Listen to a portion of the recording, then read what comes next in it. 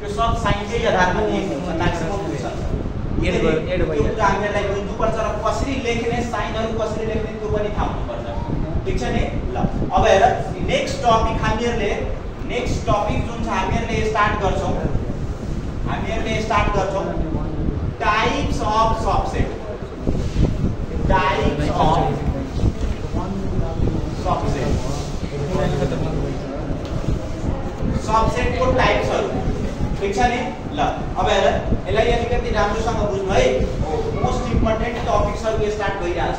अबदेखि जुनसुकै पनि टपिक स्टार्ट हुन्छ नि त्यो एक्जामको पोइन्ट अफ भ्यूले साथ एकदम इम्पोर्टेन्ट भिबिआई बुझेन हो त यो कुरा याद राख। ठीक छ नि? ल अब हेर टाइप्स अफ सबसेटमा हामीहरुको म्याक्सिमम गरेर दुईवटा सबसेट कतिवटा हुन्छ? दुईवटा। एउटा भनेको एक नम्बरमा याद के राख्ने प्रोपर सबसेट।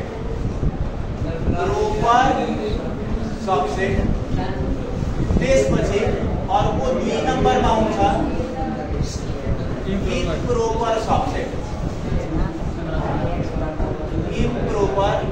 सबसेट। यो हामीहरुलाई दुईवटा किसिमको सबसेट्सहरु पढ्नु पर्ने। ठीक छ नि? यो कुरा याद राख्ने सबसेटको टाइप्स कतिवटा हुन्छ? दुईवटा। एउटा प्रोपर सबसेट र एउटा इम्प्रोपर सबसेट। ठीक छ नि? यो दुवैले डिटेल्स रूपमा हामीहरुले डिस्कस गर्छौं। यसको भित्रको हामीहरुले एक्सरसाइजहरु पनि आज गर्छौं। ठीक छ नि? अब हेर त हामीले स्टार्ट गर्छौं। स्टार्ट गर्नु पर्यो हामीहरुलाई। ल यहाँ हेर त स्टार्ट गर्दियो हामीहरुले हैशटैग दिएर प्रोपर सबसेटबाट। प्रोपर सबसेटबाट। यो प्रोपर सबसेट भनेको के हो बुझ्नु पर्यो। हो के हैन? सिम्पली प्रोपर सेट बुझ्नको लागि सबभन्दा पहिला त क्लियर हुनु पर्यो सबसेट भनेको के हो। हो के हैन? त सबसेट त क्लियर छ। हो के हैन? कुनै पनि दुईवटा सेट दिएको हुन्छ। त्यो दुईवटा सेट मध्ये हामीहरुलाई पत्ता लगाउनु पर्यो कुन सबसेट हो कुन सुपर सेट हो भने हामीहरुले सिम्पली के हेर्नु पर्यो कुनै सेटको सबै एलिमेन्ट अर्को सेटमा छ कि छैन। इफ त्यो सेटको सबै एलिमेन्ट अर्को सेटमा छ भने त्यो सेट के भइहाल्छ? सबसेट भइहाल्छ। त्यो ठुलो वाला सेट हो के हैन? जुन त्यो ठुलो वाला सेट हुन्छ त्यसलाई के भन्ने? Super set. के भन्ने? Super set. अब हेर त प्रोपर सेट बुझ्नको लागि हामीले पहिला अलरेडी एउटा कन्सिडर गरिहाले। एउटा जुन हामीहरुको कन्डिसन हुन्छ नि त्यो कन्सिडर गरिहाले। जस्तै हामीहरुले यसमा बी जुन छ सबसेट मान्यो त्यही कुरालाई यसमा हामीहरुले गर्दियौ। ल हामीले के गर्दिहाल्यो? let us consider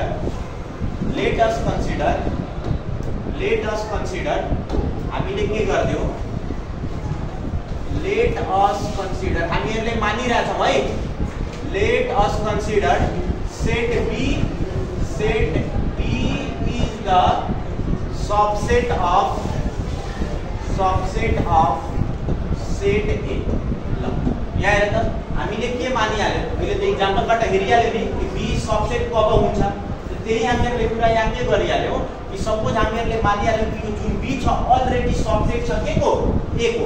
अब यो किन मानिहाल्यो? किनकि यो बार यो एक्जाम्पल मैले लेखिराख्नु पर्दैन। यही एक्जाम्पलबाट हामीहरुले बुझ्छौं। ठीक छ नि? हो त यो एक्जाम्पल हेर्यो र यसबाट हामीहरुले भन्दियौ कि B जुन छ सबसेट छ A को। ठीक?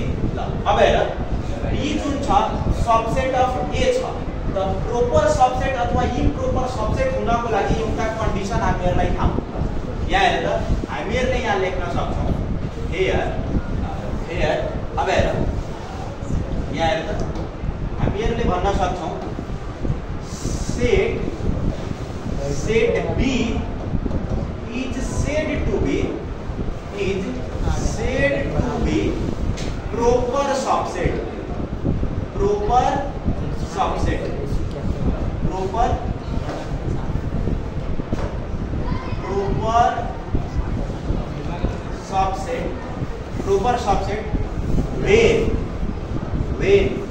when A does not equal to set B। ल अब हेर बहुत ठुलो कुरा आइहाल्यो। राम्रोसँग बुझ्नु है। यहाँ हेर्दा हामीले के भन्दियौ कि सेट B जुन छ अलरेडी सबसेट छ सेट A। ठीक छ नि? ल अब हेर यो सेट B लाई प्रोपर सेट अथवा इम्प्रोपर सेट त पहिला हामीहरुले पढिरा छौं प्रोपर सेट। त प्रोपर सेटलाई हुनको लागि के गर्नुपर्छ? सेट बी लाई प्रोपर सेट भन्ने कब भन्ने जब जब ए र बी दुवै इक्वल हुँदैन तब सेट ए र सेट बी इक्वल हुँदैन तब अनि म बताइदिएको छु अलरेडी त्यहाँ अस्तिको क्लासमा बताइदिएको छु कि इक्वल सेट भनेको के हो इक्वल सेट हुनको लागि के चाहिन्छ हो कि हैन त एकचोटी म रिमाइन्ड गराइदिरहेको छु यहाँ त स्ट्रिक छैन नत्र पुछु सोधेर तर अहिले छोड्दिरहेको छु यहाँ हेर इक्वल सेट हुनको लागि ल राज स्ट्यान्ड अप भन त कुनै पनि दुईवटा सेटलाई इक्वल हुनको लागि what are the things to be needed of course अर्को एलिमेन्ट सेम हुनु पर्यो हो कि हैन कुनै पनि दुईवटा सेट इक्वल हुनको लागि सेम एलिमेन्ट हुनु पर्यो र त्यसको कार्डिनल नम्बर के हुनु पर्यो सेम हुनु पर्यो इफ त्यस्तो कन्डिसन छ जुन कन्डिसनमा दुईवटा सेट आपसमा इक्वल छैन र एउटा अर्कोको सबसेट छ भने त्यतिबेला त्यो सबसेट वाला सेटलाई कुन सेट भन्न सकिन्छ प्रोपर सेट भनिन्छ हो कि हैन let us take an example यहाँ हेर त हामीले एउटा एक्जाम्पल लियौ यहाँ सपोज यहाँ एक्जाम्पल मैले लेखिदिए एक्जाम्पल्समा सपोज सेट पी छ अब यो सेट हैन ए नै मान्नु पर्यो किनकि हामीले ए नै लिएको छौं र यहाँ हेर त सपोज सेट ए छ र यसमा दिएको छ 1 2 3 4 5 6 7 8 9 10 यति दिएको छ ठीक र सेट बी को एलिमेन्ट जुन छ त्यसमा दिएको छ 1 3 5 7 9 ल यति दिएको छ अब हेर त हामीले त भन्न सकिरहेको छौं नि सेट बी को सबै एलिमेन्ट सेट ए सँग छ हो कि हैन त बी सबसेट भइहाल्छ ए को ए भइहाल्छ सुपर सेट बी को यो त कुरा भइहाल्यो सबसेट को कुरा अब यसलाई प्रोपर सेट हो कि हैन चेक गर्नु पर्यो बी जुन सबसेट बन्यो अब सबसेट भनेको त्यसैको भित्र टाइप गरिरहेछ प्रोपर सेट र इम्प्रोपर सेट यानी कि जुन सबसेट हुन्छ त्यही नै इम्प्रोपर र प्रोपर हुन्छ हो त त्यो कुरा याद राख्ने अब हेर त यो जुन छ हियर हामीहरुले के लेखिरहेछौं कि यो बी जुन छ सबसेट छ ए को यो त भन्न सकिरहेछौं यो एक्जाम्पलबाट पुरै याद राख्ने सेट को डिनोसन जसले सेट को भनिरहेको छु सरी सबसेटलाई जसरी डिनोट गरिरहेको नि जुन साइनबाट सेम साइनबाट हामीहरुले प्रोपर सेटलाई पनि हामीहरुले के गर्छौं डिनोट गर्छौं यो कुरा याद राख्नु सबसेट को जुन साइन थियो सबसेट को साइन र इम्प्रोपर सेट को साइन भनेको सेम हुन्छ तर यहाँ अलिकति हामीहरुले के पढ्यो कि ए र बी इक्वल भएन भने मात्र एउटा सेटलाई प्रोपर सेट भन्छ अब हेर्नु चेक गर्नु पर्यो दुवै सेट ए र बी इक्वल छ कि छैन ल बताऊ कसैले सेट ए र बी इक्वल छ कि छैन कसरी छैन मजाले चेक गर्न सकिन्छ यसको कार्डिनल नम्बर चेक गर्नु पर्यो र कार्डिनल नम्बर चेक गर्नको लागि कार्डिनल नम्बर भनेको के हो total number of elements present in a set यहाँ हेर त कार्डिनल नम्बर यसरी डिनोट गरिन्छ यो थाहै छ यहाँ हेर त कतिवटा एलिमेन्ट छ 10 वटा एलिमेन्ट र यसमा गरियो भने कतिवटा सेट छ यसमा कतिवटा छ 5 वटा त कार्डिनल नम्बर सेम छ छैन कार्डिनल नम्बर सेम छैन एलिमेन्ट को कुरा छोड दियो एलिमेन्ट पनि सेम छैन हो कि हैन हो त यो त अलरेडी भइ नै हाल्यो यो दुवै इक्वल छैन यहाँ हेर त यो दुवै इक्वल नभएको कारणले गर्दा हामीले भन्न सक्छौं कि सेट बी जुन छ प्रोपर सेट हो सेट ए को ठीक छ नि हो त यो कुरा याद राख्नु ठीक छ नि हो त प्रोपर सेट अथवा इम्प्रोपर सेट हुनको लागि सबभन्दा पहिला दुवै सेटलाई के हुनुपर्छ सबसेट हुनुपर्छ के हुनुपर्छ सबसेट हुनुपर्छ एक अर्काको सबसेट हुनुपर्छ त्यो सबसेट भएपछि मात्र हामीहरुले भन्न सक्छौं कि यो प्रोपर सेट हो र यो इम्प्रोपर सेट बुझेन अब हेर्नु न हेरिहाल्नु दुईवटा सेट दिएको हुन्छ आ दुईवटा सेटमा हेरिहाल्नु कि सर दुईवटा सेट छ यो इक्वल छैन भने यसलाई इम्प्रोपर सेट भनिदिनु हैन इम्प्रोपर अथवा प्रोपर सेट हुनको लागि त्यो दुईटै सेट पहिला के हुनु पर्यो सबसेट हुनु पर्यो हेर त बी जुन छ सबसेट ए को छ कि छैन छ अनि त्यसपछि हामीहरुले कन्डिसन दुईवटा पर्यो प्रोपर सेट र इम्प्रोपर सेट इम्प्रोपर सबसेट कब भन्ने जब दुवै इक्वल हुँदैन त बुझेन त यो कुरा याद गर्नुस् ह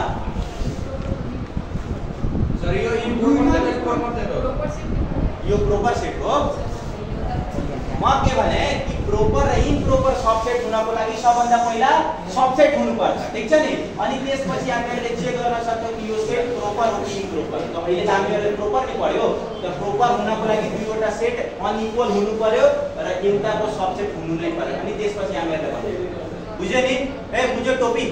हो त यो कुरा याद राख्नु ल, सारिहाल। त्यसपछि हामीहरूले अर्को टपिकमा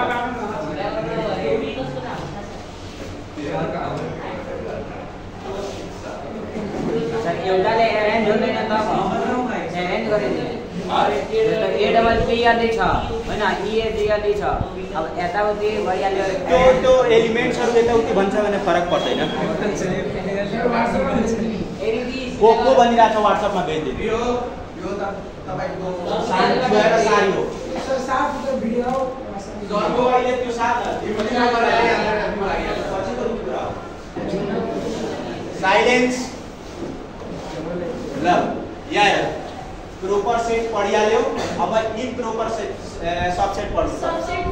के पढ्नु पर्यो? Improper subset.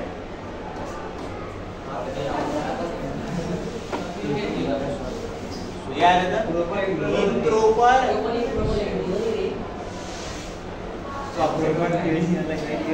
ल याद राख्ने प्रोपर सबसेट या इम्प्रोपर सबसेट हुनको लागि सबभन्दा पहिला त्यो दुवै सेटहरु सबसेट हुनु पर्छ, ठीक छ। त यहाँ पनि हामीहरुले दुईवटा सबसेटको लिनु नै पर्छ, हो कि हैन? त सेम एक्जाम्पल हामीहरुले यहाँ कन्सिडर गरिरा छौं। ल यहाँ हेर त let us consider two set यहाँ हेर two set हामीहरुले यता हेर त यहाँ हेर A is equal to A, B, C, D, E, F, ठीक। र अर्को सेट हामीहरुसँग B छ जसमा दिएको छ A, B, C, D, E र F। अब हेर अलिकति राम्रोसँग बुझ्नु है। यहाँ हेर हामीहरुले दुईवटा सबसेट पढ्यौं, ठीक।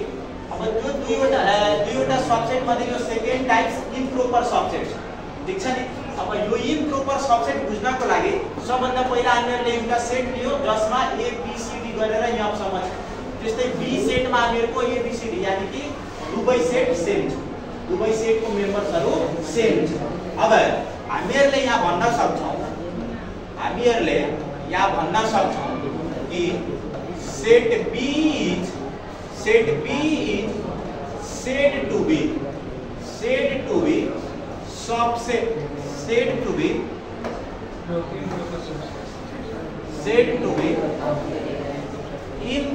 subset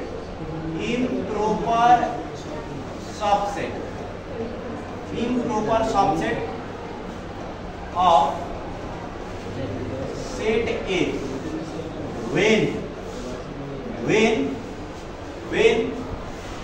set A is equal to set B। Just proper set को रिवर्स प्रोपर सबसेट हुनको लागि अनइक्वल सेट हुनु पर्यो, तर यहाँ इम्प्रोपर सबसेट हुनको लागि के हुनु पर्यो? इक्वल हुनु पर्यो। यानी कि दुईवटा सेट छ, त्यो दुईटै सेट इक्वल छ भने त्यसलाई एक आपसमा हामीहरुले भन्न सक्छौं कि यो एक आपसको इम्प्रोपर सबसेट के छ? Improper subset. बुझेन? बुझ्यो नि? यसको कार्डिनल नम्बर पनि सेम छ र यसको एलिमेन्टहरु पनि सेम छ। बुझेन? अनि यसलाई नोटमा याद के राख्नुपर्छ? नोटमा के याद राख्नुपर्छ? इट इज डिनोटेड बाइ यहाँ हेर राम्रोसँग हेर त यता हेर it is denoted by B जुन छ के छ? अब इम्प्रोपर सबसेट छ। त इम्प्रोपर सबसेट को साइन बुझ्नु है। इम्प्रोपर सबसेट को पहिला त यो B जुन छ सबसेट हो, ठीक। अब इम्प्रोपर को लागि यहाँ तल एउटा अन्डरलाइन गर्नु। B is improper subset of set A। बुझेन? हो त यो साइनलाई याद राख्नु। यो के को साइन हो? इम्प्रोपर सबसेट को साइन हो। इम्प्रोपर पर